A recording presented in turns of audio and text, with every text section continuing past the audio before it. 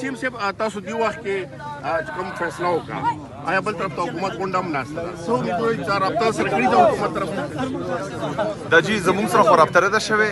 فی الحال او دلته نو کوشش کوو چې د عمران خان صاحب چې کوم ډاکټران دي د عمران خان صاحب چې کومې خویندې دي نو موږ وایو چې هغه ورسره زر تر زره ملاو شي ځکه چې په قوم کې هم تشویش دی غوسه هم ده او موږ په خپل هم تشویشناک حالت کې یو نو دا چې کوم دي داسې غلط کار شوی دی چې لکه د قوم د ټولو نه مقبول ترین لیډر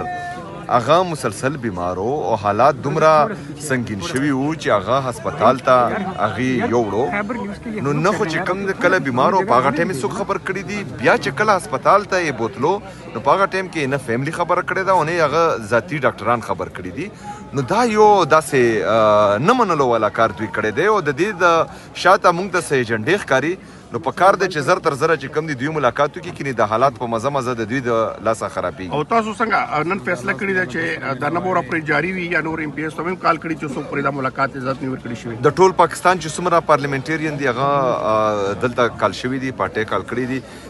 تقریبا ډېر راغلي دي سره روان دي په لارو باندې دي انشاءالله راوبه رسېږي او چې څومره زموږ ایم ان ایز ایم پی ایز او سینیټرز دي صرف هغې ته کال شوی دی او هغه به چې کوم دی دلته راځي انشاءالله او حکومت موقف دا دی چې هیرنګ سبا دی سماعت سبا دی لکه درخواست کوم ورکړی شوی ملاقات دپاره نو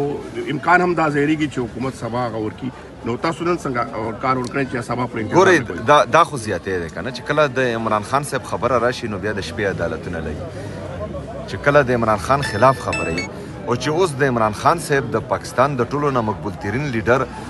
د صحت د خبره ده نو هغه خبره سبا ته نو ولې عدالت چې هغه ټایم د شپې لګېدی نن دې د شپې ولګي او اخیری پوښتنه کوو د 13 اپریشن په حوالې سره ته ګورو چې د وفاق بیان چې کوم دی هغه په ریکارډ پروت دی څنګه وروسته شو څه وجوهات دي او تاسو ټریپ جرګه به کېږي چې جمع تاسو یې کړي یا جرګې حوالې سره لږ خبره وکړو او انشاءالله جرګه کال موجود دی ځکه چې ما ورته ویلي وو چې په دا چې کوم پریس ریلیز جاري شوی دی د وفاق د طرفه دا دی واپس واخلي او د قوم نه د معافي وغواړي چې کومه پورې دا پریس ریلیز واپس نه اخیستی او معافي یې نه یې وغوښتې نو زموږ جرګه انټیکټ ده